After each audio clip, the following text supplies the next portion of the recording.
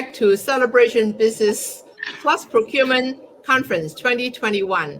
I am Susan Allen, National President and CEO of the U.S. Pan-Asian American Chamber of Commerce Education Foundation.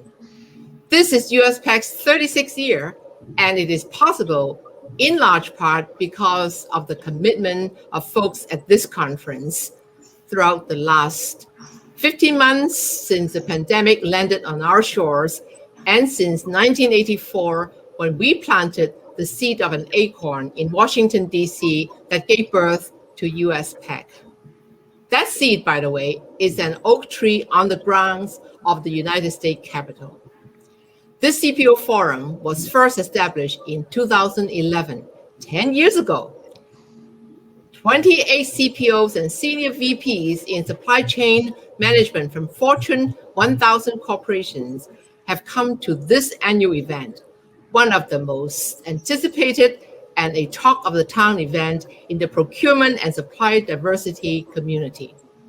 So far, we have the pleasure of hosting 17 CPOs and 21 senior VPs in procurement from 16 states and 16 industrial sectors who have participated once or more of our annual CPO forums. The topic of this 10th annual CPO forum, Agile and Adaptable Procurement Models, will address current trends, issues, and challenges facing the procurement community and the roles that small and medium-sized businesses could play in the supply chain that has been so much impacted by the pandemic. Crisis brings clarity, and we are fortunate to have the leadership of our CPO Council Chair, Kevin O'Brien, Senior VP, IT Chief Financial Officer, Chief Procurement Officer, and Business Transformation Office Leader of Nationwide, to lead us, challenging us to examine new ideas and practices to meet the new realities, navigate the shifting landscape in future domestic and global supply chain management and processes. We're here today for another successful CPO forum. Please meet our CPO Chair, Council Chair, Kevin O'Brien. Kevin? All right, thank you, Susan. I'm honored and excited to kick off this year's CPO forum. From the beginning and throughout the last 10 years, the USPAACC has successfully brought together CPOs from different corporations and industries to discuss the most important and relevant issues facing CPOs in their supply chains. 2020 has created an environment where businesses are forced to adapt and change as COVID-19 spread through the country. The importance of today's forum cannot be understated, as the current environment continues to highlight the importance of effective supply chain management. I'm privileged to join my fellow colleagues and chief procurement officers today to discuss the climate we operate in. As the most popular program at USPAACC, we'll hear about and discuss the top changes in procurement, logistics, planning, technology, and other supply chain activities that are driven by the new focus to build adaptive and agile supply chains. I look forward to an insightful and fruitful discussion with you and look forward to an enjoyable and productive session. It's my pleasure to invite Dean Anthony Wilbon of Howard University School of Business to give remarks next. Dean Wilbon, the floor is yours. Kevin, for the kind introduction. Good afternoon, everyone. I'm delighted to join you all today as part of the USPAACC 36th Anniversary Celebration Annual Conference. I also send you warm greetings from Howard University President Dr. Wayne Frederick. Howard University, and especially the School of Business, are very proud of the Gartner recognition and rankings of our undergraduate and MBA supply chain management program, which has been enhanced by our USPAACC relationship. Over the last 4 years, Howard School of Business has partnered with the USPAACC Education Foundation through Chief Procurement Officer forums, student research projects, and other supply chain industry activities. This has been an exceptional experience for our students who have benefited from the opportunities we've cultivated together. In 2020, the School of Business and USPAACC jointly sponsored many programs, including a CPO Council Roundtable, where our students had access to top officials and interviews were conducted for full-time employment and internship opportunities. Through these collaborations, students interacted with multiple industries and corporate representatives at companies such as MGM, Marriott, Trane Technologies, Windstream, Boeing, and many others. There's been no question the strides we created this year with overcoming COVID and working in virtual environments provide a clear path for future success and the development of skills for our students. Through our unique relationships, business excellence through academics has been a pillar to our relationship of creating unique opportunities for businesses and students alike. The School of Business will continue to support USPAACC as we work together on providing innovative and exciting programs in the coming years, with the goal of enhancing all minority business communities. I invite you to stay tuned to what we have in store for you in the very near future. As one of the top universities in the country and most recognized HBCU, we are very proud of our heritage. The partnership with USPAACC helps to bring the Pan-Asian American perspectives and dimensions to our community and enrich our students' college experience. Please enjoy and take advantage of the celebration, as this conference will have plenty of resources you can tap into. Now I'd like to turn it over to Ms. Allen to introduce the participants in the CPO Forum USPAACC.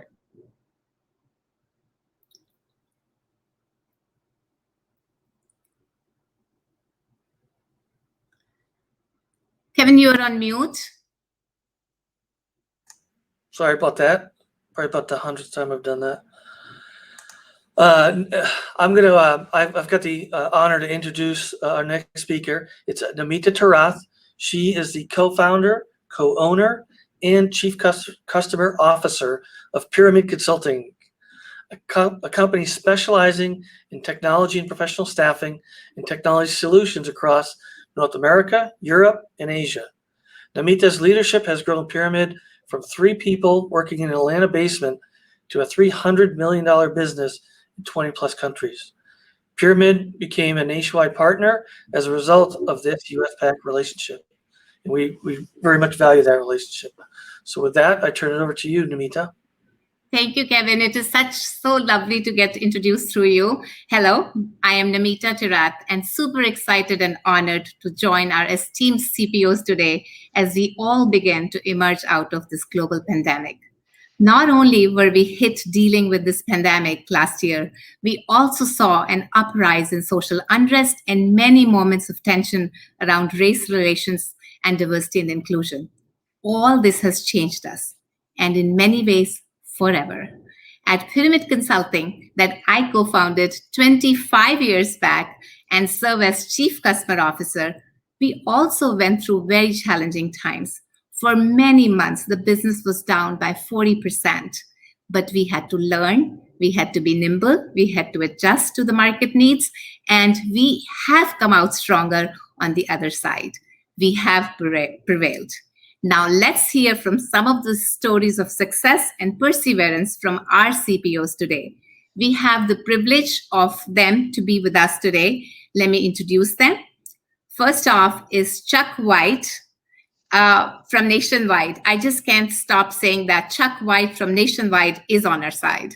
So welcome, Chuck. You have been such a supporter of diverse businesses, including Pyramid Consulting. Thank you for your leadership. Second, with us joining is Jessica Rosman. She is from Caesars Entertainment, CPO at Caesars Entertainment, and she's one of those few women CPOs in the corporate world. So I kudos to you, Jessica, and congratulations on holding and making this position stronger with women in there. Next is Mark Reed, Senior VP and CPO for Windstream. He's been in this industry in procurement industry for over 20 years and has been a staunch supporter of USPAACC for last 6 years. So thank you, Mark, for being here. And last but not least is Professor James Haddow, Director of Center for Excellence for Supply Chain Management, Harvard University School of Business. They have had unwavering commitment to USPAACC for the last several years. So thank you again for this partnership, and welcome to all of you. And I'm so glad that you're able to join us today for this important discussion.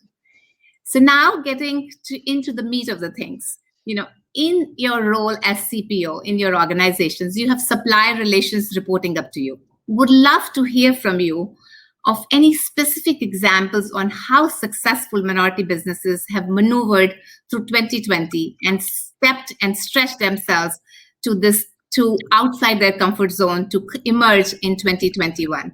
How some of the successful MBEs have made it to this year. I would love to hear from all of you, but I would invite Professor Haddow to first comment on this, and then we'll call upon each one of you to bring out some personal stories. If you can tell us how did the MBEs in your supply chain make it to the other side. So Professor Haddow, if you can comment on that, please. Thank you. Thank you, Namita. And I'd also like to thank all of my esteemed colleagues that are on the panel today. I think you all are going to provide some exciting input. In fact, a number of you have actually worked with our students. The theme today in the forum, highlighting agile and adaptable procurement models, really is important to all corporations in all industries, as well as federal, state, and local government entities. So as they recover from the pandemic, they need to be focusing on ways they can work with their diverse suppliers, the MBEs and everything. And in fact, numerous students at Howard University in our School of Business Supply Chain Management program have been taking this immersive lab course. And this is where Dean Wilbon has mentioned our interaction with USPAACC. And this course has provided hands-on exposure to the real world and current supply chain challenges. And these students, as future supply chain leaders, they are very inquisitive in looking at and understanding the challenges today as a result of the pandemic. And they're also looking at ways to mitigate some of these challenges.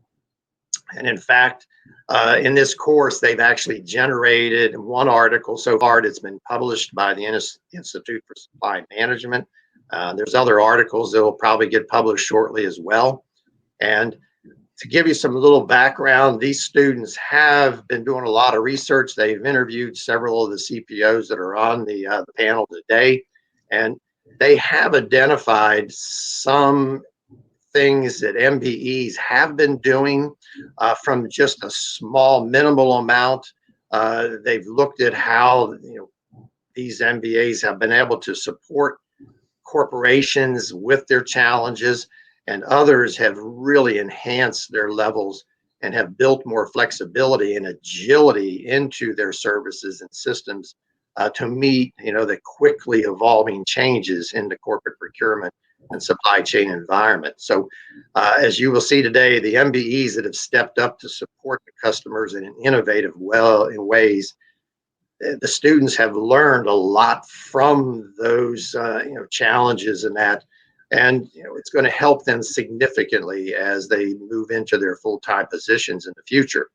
So today, in conclusion, I think the panel is going to provide all of the corporate MBE and student attendees with some really insightful ideas and all that, and how they can improve going forward in the future.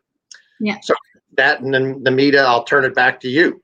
Yeah, thank you, Professor. You're absolutely right. This is not theory anymore, right? It's practical. We are doing this and learning from what we are doing. So thank you for those comments. Jessica, I invite you to talk a little bit about your MBEs and how have they done to come out on the other side. Sure. So at Caesars, we often talk about blazing the trail. So there are no chiefs in our organization. I myself am not a chief, but we encourage everyone to think about innovative opportunities to blaze the trail.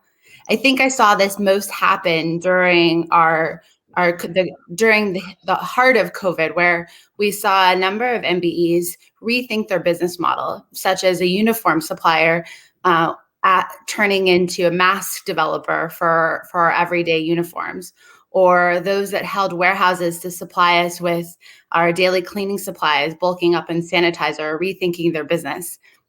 So as we continue down this road where supply chain continues to be a challenge and we're all faced with this global increase of need of items, one of the things that I see specifically opportunities for MBEs is to look at the tools that they have in their toolbox and think about new areas to blaze the trail or innovative areas that they can grow into and access to information that they have, and also being highly connected to their category managers at the local organization. Yeah, thank you, Jessica, for those. What comes to my mind here is that, we were challenged too as a business, right? The supply chain in India was severely impacted with COVID second wave there, and a lot of our recruiting support happens from India, and we couldn't find enough people to place here in the US just because of the supply chain breakdown. And so, innovatively, we had to, sometimes, innovation comes when there's need for it. And so we had to very quickly think on our feet and get couple of other centers up for recruitment and support, so we did place 2 businesses, one in Philippines and one in Mexico. So we had to very quickly, pivot and figure out where else can we go in the world to, get that support, so there is no breakage of service from us to the customer. So sometimes, these things are real. We have to go figure out what can we do to, come through on the other side. So, but thank you for sharing that. Chuck, I know you're very close to your suppliers. Talk to us a little bit about what have you seen them doing differently? Well, I'm not sure if it was doing it any differently, but one of the things I want to thank all my suppliers for, and Pyramid especially, was the focus on customer service and support through the entire COVID. When it first started, there was a lot of, we were unsure, right? Communications were difficult, what the process was going to be, how are we going to get people out of offices, how do we get equipment?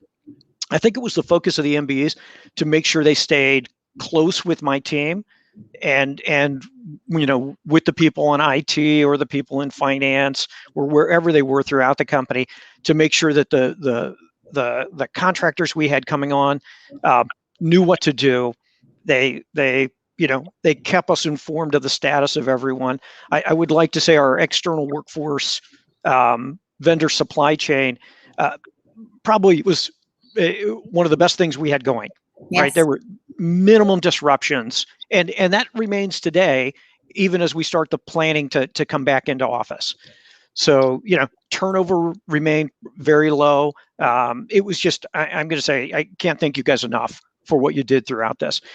We did experience the pivot also. We had a problem with PPEs, and we saw a lot of some of our marketing and promotional vendors kind of come out of nowhere with sanitizers and masks and really help fill the gap as we were building packages to send to employees to come back into the office. So that nimbleness and that customer focus, that it really shined through in a way that our large providers that a lot of us use, and as a Fortune 100 company, they couldn't do. That is so heartening to hear, Chuck. I will say that Nationwide did their part. Over communication is important in these times, right? So there was a channel for communication with your external workforce teams that we work with was always open. There was monthly check-ins with the suppliers.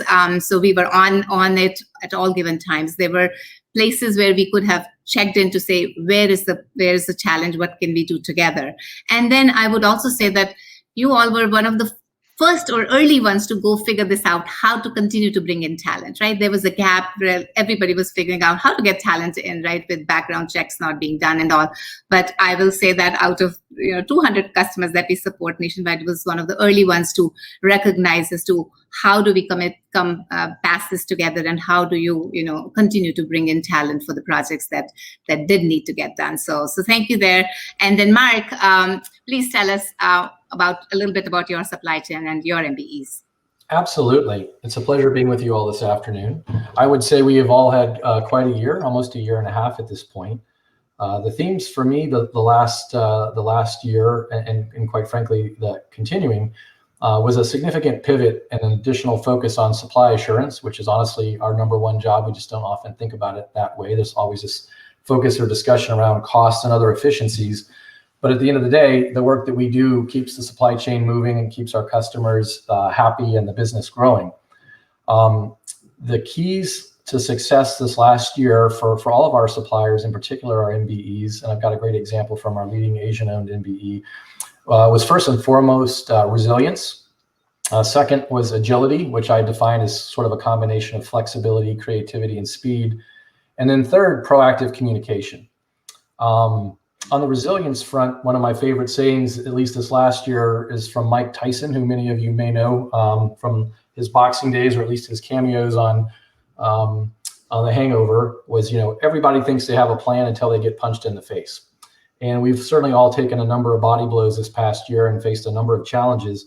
But the most successful suppliers and companies were those that could absorb that.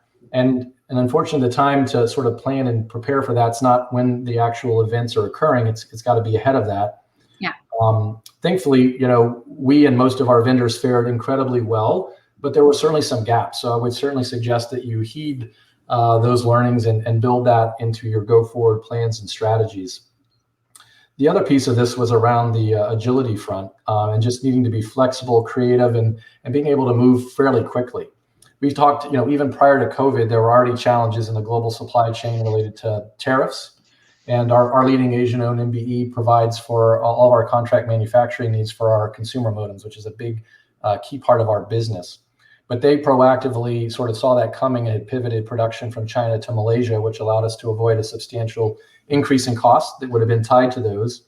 And then during the pandemic, we were all monitoring the situation in different countries, but taking care of your employees, making sure whether you're domestic or international, you're doing everything you can to facilitate work from home or social distance and provide all the safety that's necessary to continue operating were really critical to not disrupt the supply chain.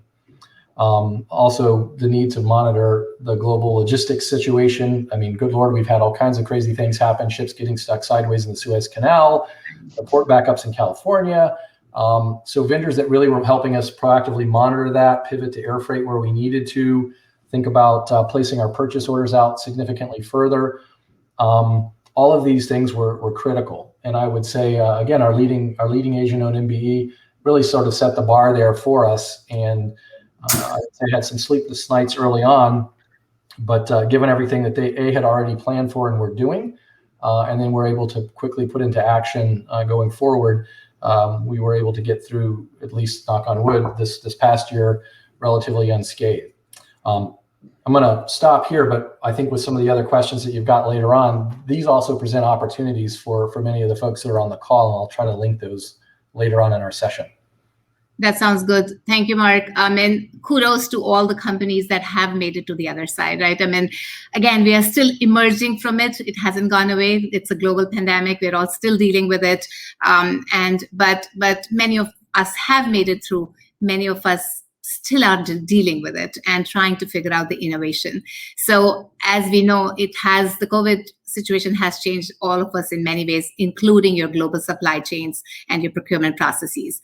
So the companies that, are smaller but viable, there are tier 2 opportunities. So I wanted to kind of encourage all of you and to talk a little bit about how do you support your MBEs through the tier 2 program? How are you able to put some actions around tier 1 suppliers to be able to bring in tier 2 suppliers under them so that they have opportunities, to do business with corporate America? So a little bit of a strategy on what are you all doing about tier 2 would be important for this particular organization and, the attendees of this particular program to listen in as well. So Jessica, I'll invite you to talk a little bit about how you're encouraging the tier 2 program within your tier 1s.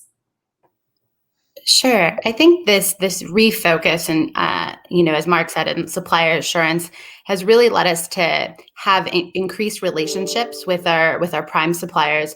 Also consider them kind of an extended team where we're getting their feedback and continuing that relationship. And then also getting the thought about the next step or thinking through the supply chain. So when we talk about the relationship side, while we've always had the relationships in a day-to-day operations, during COVID and then even afterwards, some of those relationships and bonds became even greater with our prime suppliers. We needed to lean on them. They needed to lean on us to get through those times. Namita, you spoke about your team in India. Some of our operations are currently based there. And so our relationships continued as we got to know more details about families that were impacted and what was going on. And we needed to have those conversations. And I think that development of relationship that happens on a regular basis, but was even more impactful around the world because we all went through a global pandemic together, has improved the ability to have these conversations, to ask, what are you doing here? Can you make this happen? What are your strategies around tier 2? How are you working with your smaller suppliers?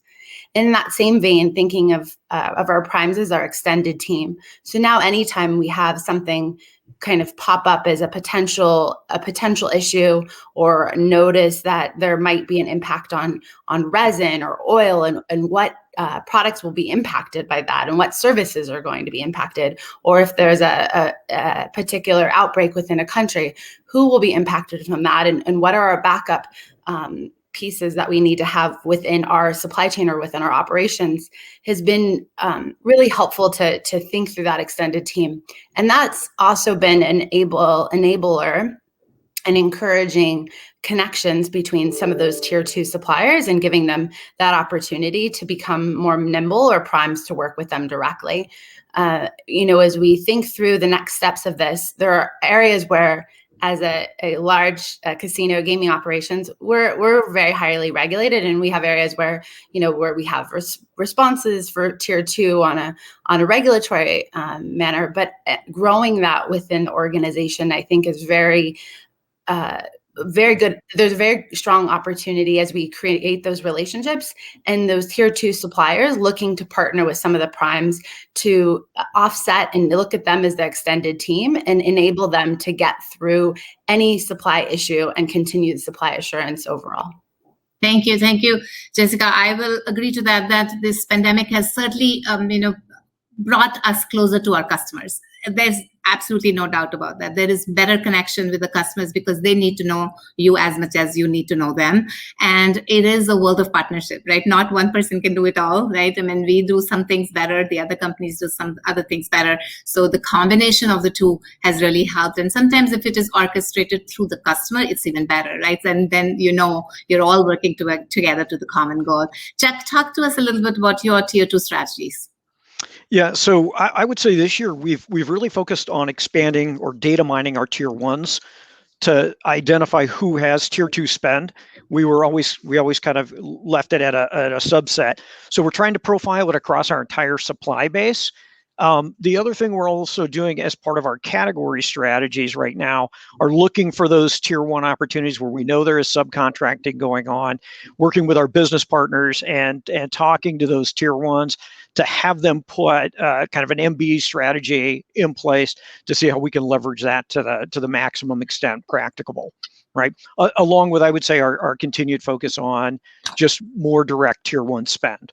Right, trying to build out those diverse businesses in sectors that we think we need more MBEs in. Those would be insurance services, financial services, IT outside of labor. Right. Right. Thank you there. I see that connection that you identified your tier 1s and then encouraging them, some of the tier 2s to be able to, for us to be able to expand that tier 2 to spend. So and we are actually, Didi had introduced me to another company and we're trying to partner with them to bring solutions to our customers. So it is the world of togetherness here. Mark, I would like for you to comment. How is Windstream dealing with this? No, absolutely. And Susan and I were just talking a few weeks back because I don't think she realized how much Windstream actually does in the government sector and area, and putting together sort of our responses to RFPs and our sort of supplier plan in tier 1 and tier 2 MBE strategies are key in many cases to our success in the market there. Really, there's a huge opportunity that's evolving. There's already been a lot of stimulus dollars going out either to individuals and small businesses, but regardless of what form this final infrastructure package takes with the government that should be passed sometime this summer, there is no denying that there are going to be large dollars available And in my industry in particular, there'll be a lot of money set aside. I think it's 65 billion at this point for broadband investment, providing rural infrastructure for higher speed internet to underserved markets and communities. We're going to be faced with some challenges, right? Capacity wise, there's going to be a lot of folks in this area. There's an opportunity for a change. Many companies, large companies in particular, have focused over the last few years at consolidating their supply base. Just a standard play out of the CPO playbook. I think given the fact that we just learned a bunch of hard lessons about resilience and supply assurance, there's probably an opportunity, and many folks might be looking at actually expanding their supplier pool. To give them this needed capacity, but also to make sure they're not as single sourced or limited in their choices. Also, not every supplier has emerged as strongly as hopefully those of you that are listening in today. There's an opportunity for you to take advantage of that. Some people failed. Businesses are looking at where are they going to go next? Where can they find stronger players to partner with over the long term? So I think there's a tremendous opportunity to go back and potentially pitch this as, why don't you add us at least to your entire internal supplier pool? Why don't you go ahead and get us under contract? Why don't you have us as a source of excess capacity or as a dual sourcing option for you? And really try to play up all the things that you've done to make sure that you're going to be solid and stable and reliable going forward. Mark, thank you for that. Failure also has to be treated as an opportunity, right? Failure is an opportunity to learn, right? Many of us have failed in many things we were trying to do, but pivoting or repivoting ourselves is what's important. Now, bringing back the attention to the MBEs, right? This is what we are all here gathered today to talk to them about. What do we do, right? How do we come together to serve you better? What do MBEs do to be viable 2021 and beyond is what I would like to invite all of you to speak about. I did want to very quickly mention that as we saw, I had mentioned earlier about DEI, diversity and inclusion, equity, and workforce has become one of the major discussion points for our customers. We Pyramid also came up with a couple of business models to support the candidate diversity. How do we bring diverse candidates? Like understanding that. So this was what Pyramid did, right? To kind of understand where the market is headed, what the need of the market is. And then, being 25 years in the recruiting business, we were able to pivot ourselves to be able to focus on diversity of the candidate. But I'd like to hear from you all also as to what should we do to continue to serve you 2021 and beyond. Mark, I'm going to invite you to talk. Absolutely. And I'll go back to my three themes from the initial question. To me, it's still all about resiliency, agility, and proactive communications. So there are a number of opportunities and challenges that lie ahead of us still this year. And if you approach them the right way, you can really use them to your advantage. So we're going to be facing a number of issues. The job market is really heating up, right? It's pretty hot now. We're also seeing inflationary pressures. We're seeing people really debate how we're going to be returning to quote unquote normal in the office. At Windstream, we're really taking a very cautious approach with that for a number of reasons. We've got some examples from other companies and markets we serve where they've been a lot more aggressive at forcing people to return to the office. And those people are dealing with pretty substantial turnover rates. So I think making sure that you're very thoughtful about how you and your organizations are going to return to normal, how you can support your team, what things you might be willing to do permanently to again, create and ensure your own stability and ability to provide services, which really starts with making sure your team, remains intact and that you're doing all the appropriate things. To the extent that you also have issues or challenges with your supply chains, really look out. We've got purchase orders placed in some cases all the way through the middle of next year and are going to go longer. It's actually an opportunity for you to proactively approach some of your existing customers and ask them and maybe even make recommendations, because much of what we've done has been based on some of our MBEs and others coming to us saying, given some of the challenges, we want to make sure we've secured our place in line and take advantage of limited supply in the market. And, while you used to value the optionality and flexibility of just being able to place your purchase orders because lead times were lower, but in order to really de-risk your supply chain, we need your help in providing us with a longer term view, and then potentially, getting purchase orders placed further out. Another key area that everybody I'm sure is quite aware of that's gotten a tremendous amount of interest is around cybersecurity. Criminals are always one step ahead of us. We had our own incident last year, and it's really caused us to relook at things. So if any of your work deals with accessing systems and data and personal information, making sure that you are not waiting for someone to come to you and tell you what you need to do, but understanding how to make sure that that piece of your business is buttoned up, and perhaps even proactively seeking some third-party certifications, that will help you stand out and be perceived as less of a risk than others that you might be competing with in the market. And then I guess lastly, it's around proactively communicating these things. Many of us have a fairly large supply base. The top 80% of the spend or 20% of the suppliers tend to get the attention. You may not be above that threshold, and you don't have to overdo this, but it's not a bad idea to at least quarterly or biannually send a note and make sure that people are aware of all the things that you're doing that they may either be taking for granted or perhaps even be concerned that you're not aware of, just to let them know that you're on it, you're ahead of it, and position yourself as someone that they start thinking about as maybe having a bigger role within their supply chain as well. Thank you. Thank you so much for those comments. We love to hear from our customers. That's the truth of the matter. We love to hear from whatever you are thinking, doing.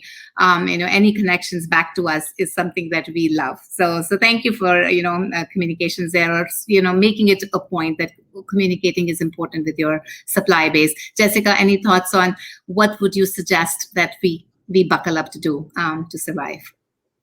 I think one of the things that is think about the breadth of your supply chain and how you can service the company in different avenues. So oftentimes we find suppliers that have a good partnership relationship with a single department or stakeholder. And if you can think of other departments or stakeholders within the company that might also benefit. When our team took over the retail operations as well, we noticed that there was a lot of crossover between promo and retail suppliers. And as a supplier, you might see these unique opportunities across the enterprise within that company. But one of the things you can do is ask about other opportunities within the organization outside of the opportunity that you're looking at today. Again, keep in close contact with the supplier diversity and stakeholders to the extent that you can. Again, those communications not so frequently, but to keep on top of mind. You bring up a great point, Jessica. Doing business in if you have other services to offer, right, within an organization, and making sure that your supply diversity, Office of Supply Diversity, is aware of that the supplier can do more than one service within the company. I think that helps a lot. We are trying to do more work with Nationwide in other areas other than talent as well. So making sure that they know of all what you can do for them. I think that's a good one. And then I think one of the strategies also I have seen work is that because we are not in front of the customer all the time because of the pandemic, upping your media strategy, right? Upping your digital strategy, and being out there, with things such as these partnerships, sponsorships. I mean, that has helped as well. Chuck, what would you say to the companies that are, wanting to do more and surviving beyond the pandemic? Yeah, and I think Mark and Jessica did a great job. I think part of it comes down to education. Help us understand where you guys are working. We had that tier 2 conversation just before this, and I think it really is,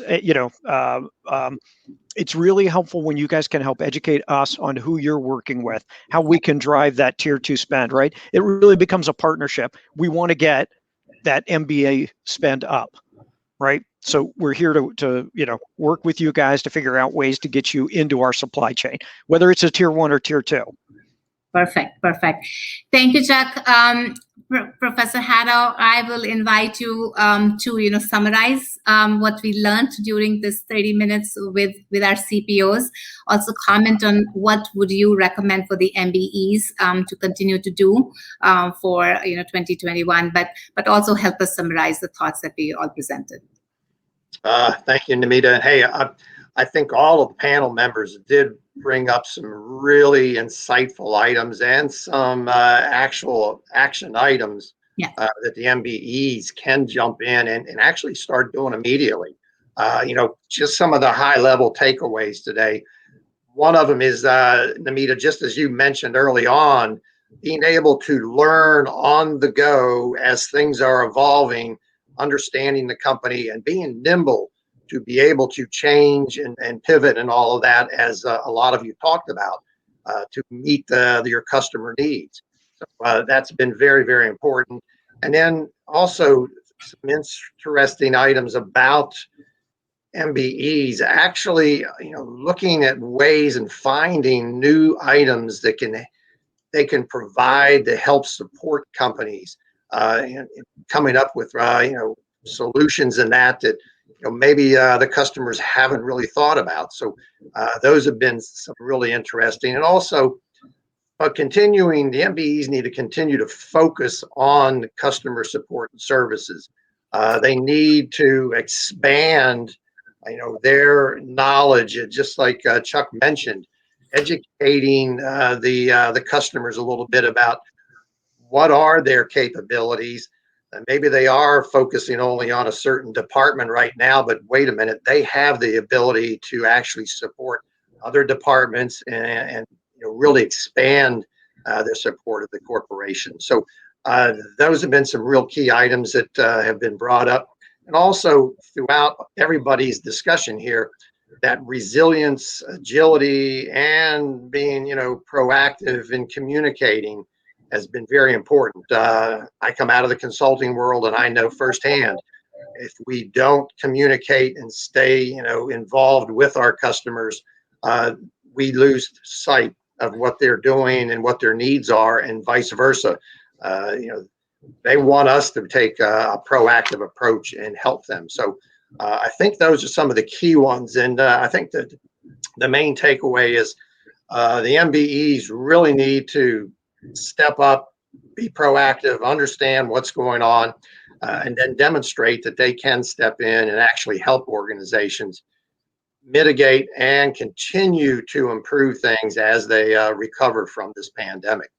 So I think that today has been very good for not only corporations but also the MBEs, as well as some of the students that are potentially participating today. So with that, Namita, I'll turn it back to you. Thank you, Professor.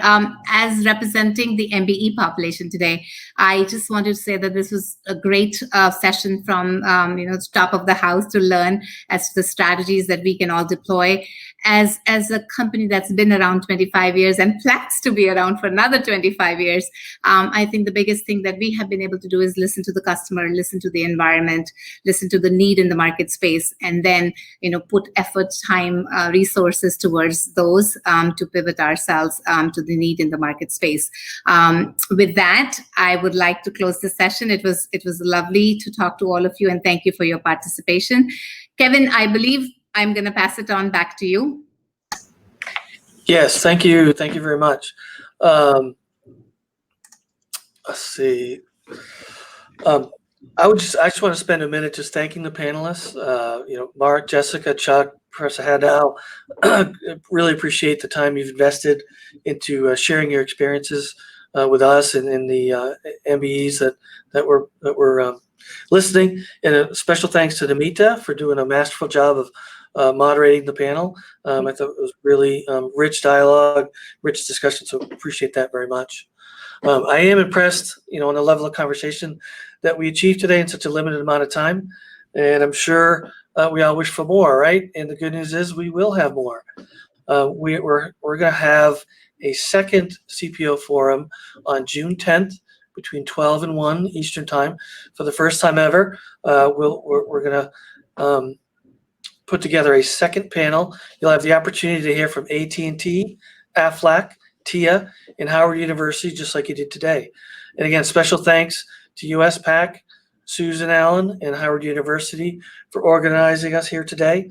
This does conclude our CPO Forum panel number 1. And again, panel number 2 will be held the day after tomorrow, June 10th.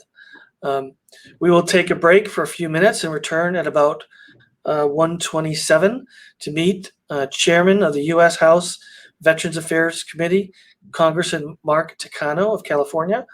Then we will begin how to do business with government agencies. See you there. Thank you, Kevin.